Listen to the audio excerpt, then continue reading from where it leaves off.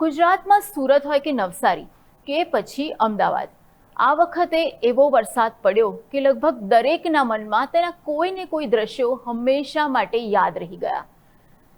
રસ્તા ડૂબ્યા, ઘરોમાં પાણી ભરાયા, કાર્સ પાણીમાં ફસાઈ ગઈ, પારાવાર નુકસાન થયું. પણ શું વરસાદનું નુકસાન માત્ર વરસાદ પૂરતું જ હોય છે? વરસાદ બંધ થાય એટલે નુકસાન અટકી જાય છે? વરસાદ બંધ થયા પછી જ શરૂ થાય છે સૌથી મોટી નુકસાનીનું ગણિત, અને એ છે વરસાદથી થયેલા નુકસાનના ઇન્સ્યોરન્સ ક્લેમ્સનું મસ્ત મોટું બિલ. ગુજરાતમાં તાજેતરના ભારે વરસાદ બાદ ઇન્સ્યોરન્સ કંપનીઓને અંદાજે 5,000 કરોડના ક્લેમ્સ આવે એવી એક શક્યતા વ્યક્ત કરવામાં આવી રહી છે.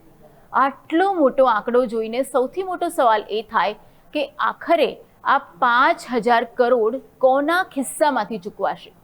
કોના પર બોજો પડશે? શું આના કારણે ઇન્સ્યોરન્સના પ્રીમિયમ વધી જશે?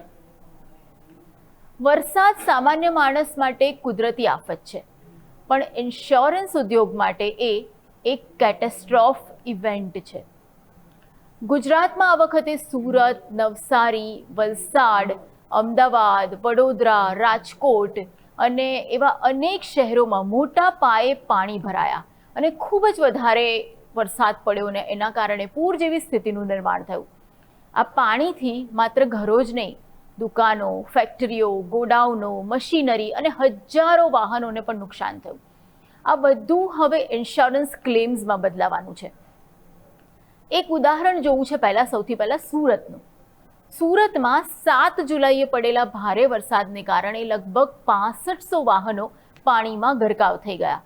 હજારો મકાનો, દુકાનો, ફેક્ટરીઓ અને ગોડાઉનને મોટા પાયે નુકસાન થયું. 22 ઇન્સ્યોરન્સ કંપનીઝ પાસે અત્યાર સુધીમાં 5800 જેટલા ક્લેમ્સ પહોંચી ચૂક્યા છે અને આમાંથી અત્યાર સુધીમાં 100 કરોડથી વધુના ક્લેમ્સ મંજૂર થયા છે અને એમાં મોટર ક્લેમ્સના 35 કરોડ અને પ્રોપર્ટી ક્લેમ્સના 80 કરોડ રૂપિયા મંજૂર થઈ ગયા છે. એક સવાલ થાય કે બીજા રાજ્યો કરતાં ગુજરાતમાં ક્લેમ્સ આટલા મોટા અને વધારે કેમ છે? કારણ કે ગુજરાત દેશના સૌથી વધુ ઇન્ડસ્ટ્રીયલાઇઝ્ડ રાજ્યોમાંનું એક છે. અહીં લાખો એમએસએમઈસ છે, મોટા કેમિકલ પ્લાન્ટ્સ છે, ટેક્સટાઇલ ઉદ્યોગ છે, એના મોટા મોટા યુનિટ્સ છે, ડાયમંડ ઇન્ડસ્ટ્રી છે, એના પોર્ટ્સ છે અને લાખો કરોડ રૂપિયાની વેર હાઉસિંગ ઇન્ફ્રાસ્ટ્રક્ચર પણ ગુજરાતમાં આવેલું છે. હવે સૌથી મહત્વની વાત એ કે ગુજરાતમાં પ્રોપર્ટી ઇન્સ્યોરન્સ અને ઇન્ડસ્ટ્રીયલ ઇન્સ્યોરન્સનું પ્રમાણ પણ ખૂબ જ ઊંચું છે, એટલે નુકસાન માટેનો ક્લેમ પણ વધુ બને છે. આ વખતના વરસાદમાં આપણે હજારો કારો પાણી પર તરતી જોઈ છે, કરોડોની કાર્સ બેઝમેન્ટમાં ડૂબતી જોઈ છે, 2 વ્હીલર્સ, કોમર્શિયલ વાહનો પણ પાણીમાં ફસાયા અને ઘણી કારના એન્જિનમાં પાણી ઘૂસી ગયું અને તેના કારણે મોટર ઇન્સ્યોરન્સ ક્લેમ્સ પણ આ વખતે મોટી સંખ્યામાં આવવાના છે. પ્રોપર્ટી ક્લેમ બાદ બીજા નંબરે મોટર ઇન્સ્યોરન્સ ક્લેમ રહેવાની શક્યતા વ્યક્ત થઈ રહી છે, કેમ કે પાણીમાં ડૂબી ગયેલી કારનો રિપેરિંગ ખર્ચ એક જે અંદાજ મૂકવામાં આવ્યો છે એ પ્રમાણે 50,000થી લઈને લાખ રૂપિયા સુધી થવાનું એક એક્સપેક્ટેશન છે અને 2 વ્હીલરનો જે ખર્ચ છે એ 5,000થી લઈને 40,000 રૂપિયા સુધીનો ખર્ચ એક 2 વ્હીલરના રિપેરિંગ પાછળ થઈ શકે છે. ગંભીર નુકસાન થયું હોય તો વીમા કંપનીઓ વાહનોને ટોટલ લોસ પણ જાહેર કરી શકે છે. હવે સવાલ એ થાય કે આખરે ઇન્સ્યોરન્સ ક્લેમ્સના જે 5,000 કરોડ રૂપિયાનો એક જે અંદાજ મૂકવામાં આવ્યો છે, આ 5,000 કરોડ રૂપિયા ચૂકવશે કોણ? ઘણા લોકો માને છે કે ઇન્સ્યોરન્સ કંપનીઓ પોતે જ આ બધા પૈસા પોતાના ખિસ્સામાંથી કાઢતી હોય છે, પરંતુ હકીકત એવી નથી. હકીકત અલગ છે. ઇન્સ્યોરન્સ કંપનીઓ પોતાના રિસ્કનો મોટો ભાગ રીઇન્સ્યોરન્સ કંપનીઝને ટ્રાન્સફર કરે છે. એટલે જ્યારે આવી મોટી કુદરતી આફત આવે ત્યારે આખો બોજ માત્ર ભારતીય ઇન્સ્યોરન્સ કંપનીઓ પર નથી પડતો, પણ સ્વિસ છે, મ્યુનિચ છે, લોઇડ છે, જીઆઈસી છે, એવી જે રીઇન્સ્યોરન્સ કંપનીઓ છે એની સાથે જે રિસ્ક છે એ વહેંચાઈ જતું હોય છે, એટલે કે ડિસ્ટ્રીબ્યુટ થઈ જતું હોય છે.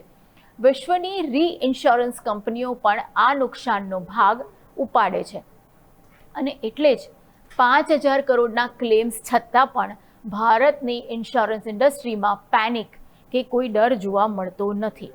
અને આ તો માત્ર ગુજરાતનો ક્લેમ છે. બીજા રાજ્યોમાં પણ આ જ રીતે વરસાદથી થયેલા નુકસાનમાં ક્લેમ આવતા જ હશે, પણ તેમ છતાં પણ એ ક્લેમ્સથી ઇન્સ્યોરન્સ ઇન્ડસ્ટ્રીઝ ડરી નથી. સામાન્ય રીતે લોકો વિચારે છે કે ક્લેમ્સ વધ્યા એટલે પ્રીમિયમ પણ વધી જશે, કારણ કે ઓબ્વિયસલી ઇન્સ્યોરન્સ કંપનીઝને મોટો ભાગ ઉઠાવવાનો આવી રહ્યો છે, એટલે આવનારા દિવસોમાં પ્રીમિયમમાં વધારો કરી શકે છે.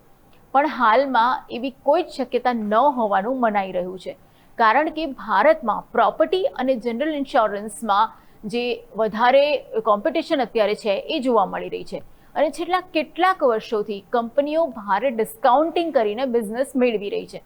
તેથી તાત્કાલિક પ્રીમિયમ વધવાની શક્યતા છે એ એકદમ ઓછી માનવામાં આવે છે.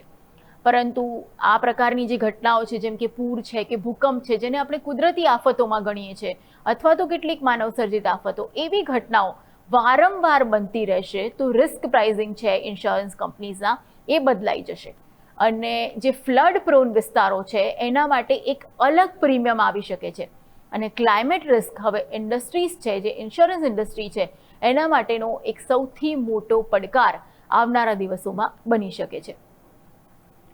વરસાદના પાણી ઓસરી જાય એટલે મોટે ભાગે તેનાથી થતું નુકસાન પણ લોકો ભૂલી જતા હોય છે, પરંતુ વરસાદની સાચી કિંમત રસ્તા પર નહીં, ઇન્સ્યોરન્સ કંપનીઓની બેલેન્સ શીટમાં લખાતી હોય છે. દરેક ડૂબેલું ઘર, દરેક બગડેલી કાર અને દરેક બંધ પડેલી ફેક્ટરી એ એક ઇન્સ્યોરન્સ ક્લેમ છે. એટલે વરસાદથી લોકોને તો નુકસાન જાય જ છે, સાથે સાથે દેશને નુકસાન જાય છે, રાજ્યોને નુકસાન જાય છે, અને એની ગવર્મેન્ટ્સને પણ અસર થાય છે. પણ સાથે સાથે તે ઇકોનોમી અને કંપનીઓ માટે પણ એટલી જ નુકસાની વેરી જાય છે. એટલે વરસાદ માત્ર કોઈ એક રાજ્ય કે એક દેશ પૂરતો સીમિત નુકસાન નથી વેરતો, પણ ઇન્સ્યોરન્સ કંપનીનું નુકસાન થાય એટલે જે વૈશ્વિક ઇન્સ્યોરન્સ કંપનીએ રીઇન્શ્યોર કર્યું છે એમને પણ એનો મોટો ભાગ ચૂકવવો પડે છે. એટલે વરસાદ એક મોટું વિઘ્ન અને એક મોટું નુકસાનીનું કારણ બની શકે છે.